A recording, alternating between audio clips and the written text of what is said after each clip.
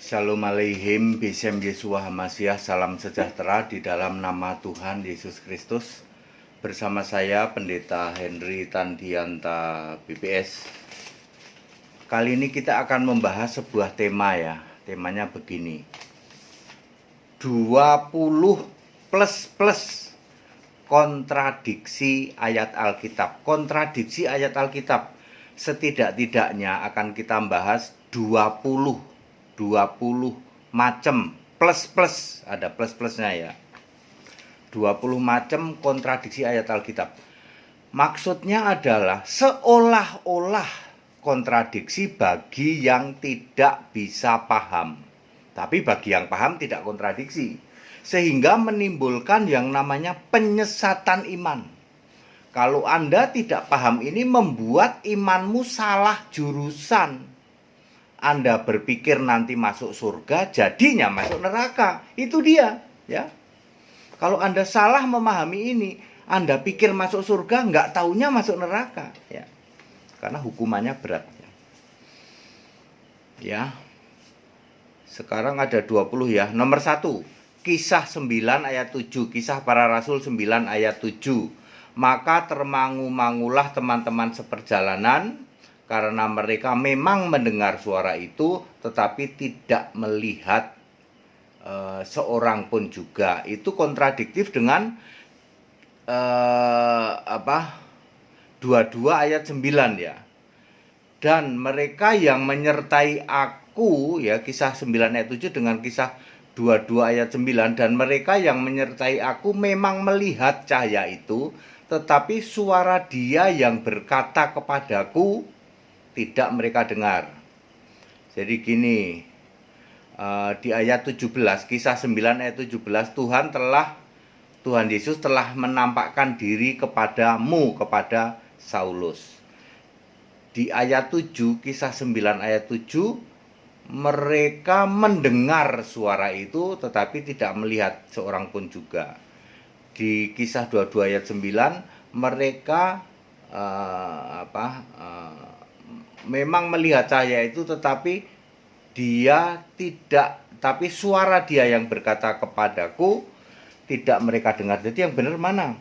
Mereka itu mendengar suara atau tidak ya? Dua-duanya benar, nggak ada yang salah kok. Coba perhatikan. Saulus itu lihat Tuhan dan dengar suara. Saulus, mengapa engkau aniaya aku? Siapakah engkau Tuhan? Akulah Yesus. Saulus dengar suara itu. Bedakan dengan teman seperjalanan. Teman seperjalanannya betul memang lihat cahaya, tapi dengar suara saja, tapi tidak mendengar suara dia yang berkata kepadaku. Yang soal Saulus, mengapa engkau aniaya aku? Siapakah engkau Tuhan? Akulah Yesus. Itu tidak didengar oleh teman-teman seperjalanannya, tapi dia cuma mendengar suara doang.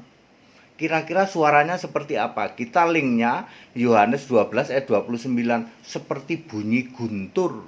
Ya. Aku telah memuliakannya dan aku akan memuliakannya lagi. Oh, itu seperti bunyi guntur. Malaikat bersuara. Jadi, saudara-saudara, teman seperjalanan cuma dengar suara seperti guntur. Memang dengar suara, tetapi soal suara yang Saulus, mengapa engkau aniaya aku? Itu dia nggak dengar. Siapakah engkau Tuhan? Akulah Yesus.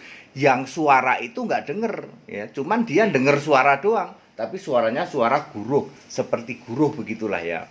Karena ayat ini cukup clear, jadi tidak ada yang salah antara Kisah 9 ayat 7 dan 22 ayat 9.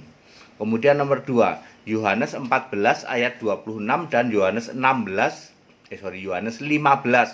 ayat 26. Yohanes 14 ayat 26, Roh Kudus diutus Bapa dalam namaku. Jadi Roh Kudus punya nama, yaitu Yesus Kristus. Yohanes 15 ayat 26, Roh Kudus kuutus dari Bapa dan keluar dari Bapa. Yesus mengutus Roh Kudus di dalam Yohanes 15 ayat 26. Yohanes 14 ayat 26, Bapa mengutus Roh Kudus. Salahnya di mana? Yang satu kok di sana dibilang diutus Bapa, di sini diutus Yesus. Ya nggak ada yang salah, karena Yesus sudah sedang memposisikan diri sebagai Allah. Ya. Waktu Yesus sudah jadi Allah, maka Yesus yang mengutus Roh Kudus. Waktu Yesus jadi manusia, Bapa yang mengutus Roh Kudus. Gitu loh, very clear ya. Kalau Anda gagal memahami ini, Anda bisa gagal iman ya toh. Anda pikir masuk surga, nggak taunya nggak. Nomor 3, Markus 13 ayat 32 versus Wahyu 20 ayat 11.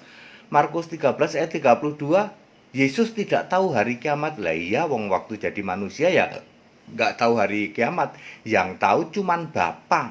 Lalu Wahyu 20 ayat 11, dari hadapan Yesus lenyaplah langit dan bumi. Ya, jadi yang menentukan hari kiamat Yesus. Ketika Yesus sudah naik ke surga, sekarang Yesus sudah naik ke surga, yang menentukan hari kiamat siapa? Yesus, bukan Bapa. Bapa itu dulu waktu Yesus jadi manusia. Yesus ngomong gitu ya, clear, tidak ada yang salah, ini tidak ada yang kontradiksi. Tapi kalau Anda gagal memahami, gawat ya.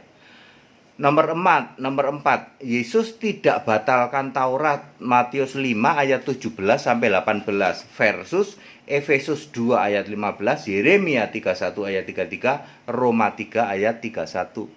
Yesus nggak membatalkan Taurat, satu iota pun tidak akan batal sebelum langit bumi lenyap atau semua terjadi. Nah, kalimat atau semua terjadi itu jarang dipahami, sehingga dipikirkan sekarang belum kiamat berarti nggak boleh batal ya. Lalu kontradiktif dengan Efesus 2 ayat 15, dipikirnya kontradiktif, membatalkan hukum Taurat ya. Taurat dirubah jadi Taurat fisik menjadi Taurat iman, ditulis di dalam ditaruh dalam batin, ditulis dalam hati. Roma 3 ayat 31 Taurat iman gitu. Ya, tidak ada yang kontradiktif ini ya. Nomor 5, baptisan Bapa Anak Roh Kudus. Matius 28 ayat 19 versus Kisah 10 ayat 48, baptisan dalam nama Yesus. Ini jadi bahan hidup mati bagi Tritunggal itu. Baptisan Bapa Anak Roh Kudus ini dulu ketika Yesus masih jadi manusia, maka baptisannya Bapa Anak Roh Kudus. Ketika Yesus sudah naik ke surga, maka baptisannya Yesus Kristus. Very clear kok. Ya, Anda aja yang nggak paham. Anda yang ngotot, super ngotot ya toh. Ya, tidak boleh ngotot, wong Yesus sudah jadi Allah ya, baptisan dalam nama Yesus. Nomor 6, doa Bapa kami, Matius 6 ayat 9 sampai 15. Ini juga hidup mati nih bagi Tritunggal ya toh. Versus Yohanes 16 ayat 26, doa kepadaku kata Yesus. Rasul-rasul melaksanakan yang mana? Yang Yohanes 16 ayat 26. Baptisannya yang mana? Yang Kisah 10 ayat 48. Rasul-rasul nggak mau baptis dalam nama Bapa Anak Roh Kudus, nggak mau dia ngerti Yesusnya jadi Allah. Anda aja nggak ngerti Yesus jadi Allah. Demikian pula doanya, doa kepada Yesus, nggak ada lagi doa Bapa kami.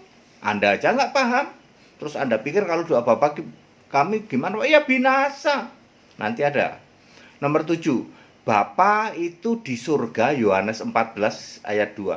Di rumah Bapakku banyak tempat. Bapa di surga. Versus Wahyu 4 ayat 2. Enggak taunya yang duduk di tata surga itu Yesus. Kontradiktif enggak? Enggak. Karena memang Yesus itu Allah. Bapa Venes kan, Bapa kiasan. Nomor 8. Bapa Allah yang benar di dalam Yohanes 17 ayat 3. Versus Yesus Allah yang benar, 1 Yohanes 5 ayat 20 tuh. Tadinya Bapa Allah yang benar, sekarang menjadi Yesus Allah yang benar. Kontradiktif di mana? Karena Yesusnya sudah naik ke surga sebagai Allah. Nomor 9 ya. Hari ini jam 9 ketika ia disalib di dalam Markus 15 ayat 25 versus Matius 27 ayat 46, dari jam 12 sampai mati disalib jam 3 sore. Yang benar jam 9 ia disalib atau jam 3 sore. Yang dimaksud disalib itu ketika mati. Ya, bukan proses awalnya tapi selesainya. Jadi matinya jam 3 sore apa jam 9? Sama aja. Karena jam 9 itu Yahudi menghitung dari jam 6 ya. Jam 7 itu jam ke-1, 6, 7, 8, 9, 10, 11, 12, 13, 14, 15. Jam ke-9 persis sama dengan jam 3 sore. Nggak ada bedanya ini. Anda aja nggak paham. Nomor 10. Pilatus menyebut persiapan Paskah di dalam Yohanes 19 ayat 14. Versus rasul-rasul menulis dan menyebut sabat besar di dalam Yohanes 19 ayat 31 disebut sabat besar. Pilatus menyebut Paskah. Ya. Yohanes 19 ayat 20 juga disebut hari persiapan, Lukas 23 ayat 54 juga Sabat, Markus 15 ayat 42 juga Sabat. Jadi Yesus itu mati disalib sebelum atau menjelang Sabat besar, tapi oleh Pilatus disebut Paskah. Salahnya di mana? Ya nggak ada yang salah. Kan Pilatus bukan orang Yahudi, dia nggak ngerti. Dia bingung bedain antara Paskah dengan Sabat. Ya kebetulan minggu itu kan ada 2 Sabat, satu Sabat besar, satu lagi Sabat biasa, terus sebelum Sabat besar ada Paskah, makanya bingung. Ya pas hari itu begitu. Ya nggak ada yang salah, itu yang benar Sabat besar ya. Ya biarin aja Pilatus mau ngomong Paskah, biarin.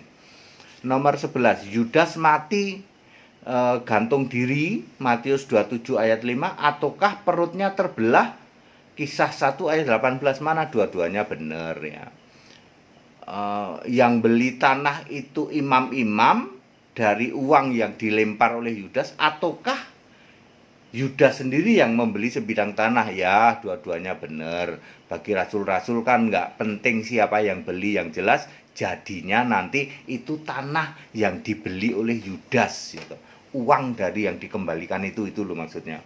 Apakah bunuh diri atau perutnya terbelah? Ya gantung diri terus dahannya patah, kena batu, perut terbelah, atau kena patahan kayu kan bisa. Tidak masalah soal seperti ini. Ini bukan berarti. Kemudian nomor 12, Yohanes 8 ayat 16, Yesus menghakimi tidak sendirian tetapi bersama dengan Bapa. Versus Yohanes 5 ayat 22 sampai 23, Yesus menghakimi sendirian, penghakiman seluruhnya sudah diserahkan pada anak. Terus gimana ini? Yang benar sendirian apa bersama-sama Bapa? Tentu saja ini beda ya. Di dalam Yohanes 8 ayat 16, kalau kita melihat di ayat 15-nya, maka ini penghakiman menurut ukuran manusia. Ini menghakimi manusia biasa, manusia hidup ya. Yesus bilang kalau kamu menghakimi menurut ukuran manusia. Di ayat 15 itu kata kuncinya, ukuran manusia. Aku tidak pernah menghakimi yang seperti itu. Kalau toh aku menghakimi, penghakimanku benar. Sebab ada Bapa bersama-sama. Itu Yesus masih jadi manusia, beda dengan penghakiman di dalam Yohanes 5 ayat 22-23. Itu penghakiman akhir hari kiamat. Ya Yesus yang jadi hakim. Beda kan? Beda. Kok mudah ya? Ya makanya ikut sekolah Alkitab biar mudah. Nomor 13. Matius 26 ayat 64, anak manusia duduk sebelah kanan yang maha kuasa. Versus Wahyu 1 ayat 8, enggak taunya yang maha kuasa adalah Yesus sendiri. Ya, jadi di surga enggak taunya tidak ada 2, tapi 1. Karena anak manusia Yesus yang fisik duduk di sebelah kanan Allah yang maha kuasa. Enggak taunya Allah yang maha kuasa Yesus sendiri. Jadi duduk di sebelah kanan Allah artinya berubah dari fisik menjadi roh. Nomor 14, Kisah 7 ayat 56, anak manusia berdiri di sebelah kanan Allah. Wahyu 4 ayat 2, yang di tahta surga ternyata Yesus.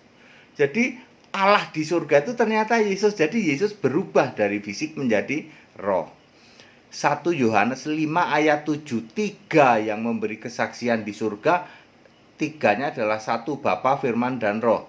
Yohanes 8 ayat 17, urusan saksi itu 2 orang sah. Makanya pasti disebut 3. Karena untuk urusan saksi, nih saksinya 3 ya. Tapi 3 ini sebenarnya 1, Bapa, Firman, dan Roh. Bapa itu adalah Bapa yang kekal atau Bapa yang mulia, Yesus Kristus. Firman adalah firman Allah di dalam Wahyu 19 ayat 13, juga Yesus Kristus. Roh itu adalah Yesus Kristus sendiri di dalam Wahyu 22 ayat 17. Nomor 16, 1 Korintus 8 ayat 6 versus Markus 12 ayat 29. 1 Korintus 8 ayat 6, seolah-olah Allah beda dengan Tuhan. Hanya ada satu Allah yaitu Bapa dan satu Tuhan yaitu Yesus Kristus. Ini Kristen Tritunggal kambing terkutuk selalu mengatakan Allah beda dengan Tuhan. Dia tabrak Markus 12 ayat 29. Tuhan Allah kita, Tuhan itu esa. Mereka tidak paham 1 Korintus 8 ayat 6. Hanya ada satu Allah, yaitu Bapa, yang daripadanya segala sesuatu berasal, dan hanya ada satu Tuhan, yaitu Yesus Kristus, yang olehnya segala sesuatu dijadikan. Yang segala sesuatu berasal dengan dijadikan kan sami mawon padha wae. Jadi Tuhan pasti Allah. Ini yang digagal pahami oleh Kristen Tritunggal kambing terkutuk. Efesus 3 ayat 14. Paulus sujud pada Bapa, ya, yang dikira adalah Bapa kiasan, ya. Terus Efesus 1 ayat 17, Bapa yang mulia adalah Yesus, Allah Tuhan kita Yesus Kristus, yaitu Bapa yang mulia. Jadi siapa yang sujud, yang di Paulus sujud itu kepada Bapa, siapa maksudnya Bapa? Bapa adalah Bapa yang mulia di dalam Efesus 1 ayat 17. Tak lain dan tak bukan adalah Yesus sendiri.